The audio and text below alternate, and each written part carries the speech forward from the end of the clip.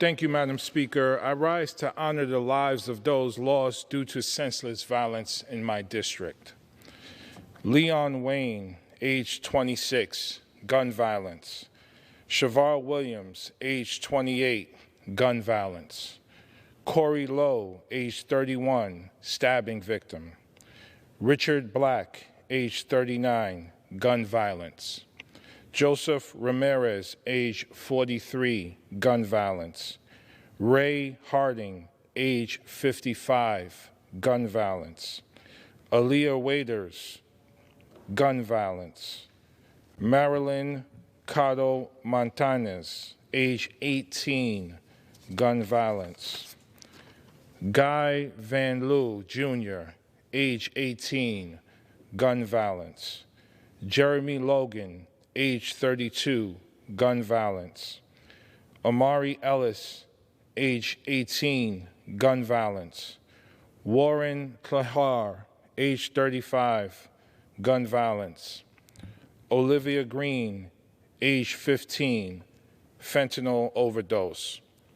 Madam Speaker, I ask that we recognize a moment of silence for the lives lost in my district due to senseless violence.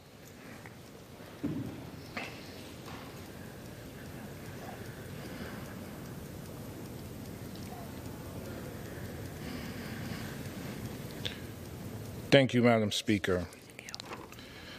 Madam Speaker, the pandemic of senseless violence is not new. If you live in a poverty-stricken community, and if you are Black and Latino in these communities, you are more susceptible to acts of senseless violence.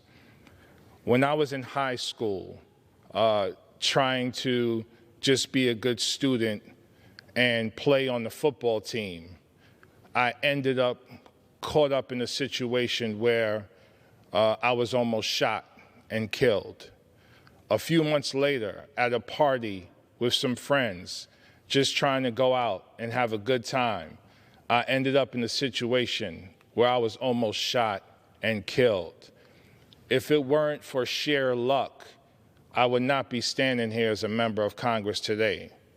Thankfully, at that time, I was able to move out of my community and move to a suburban community where it was much less likely for me to end up in a situation where I could be shot and killed. I have so many friends and family members who did not have the luxury of moving out and the privilege of moving out of their community. And as a result, they ended up dead at some very young ages, some 18, some 21, some even younger. And oftentimes when we have these conversations, we point to the perpetrators of these acts of violence and of these crimes, and we identify them as bad individuals. And we say that we need law enforcement to respond to remove those bad individuals from these situations. And we think that that method is enough to end the violence in these communities. But we've invested in law enforcement for decades, the '94 crime bill being one example of how we've made such investments and targeted highly violent communities. But the violence hasn't gone away. And the violence has only been exacerbated by a COVID-19 pandemic that has isolated many and has also created a mental health crisis. So I ask and I beg this chamber to recognize that this is not just about individual bad actors in communities. Poverty is a policy choice, and the trauma related to poverty and the lack of opportunity in so many of our communities will continue to lead to increases in violence that we see in poverty-stricken communities.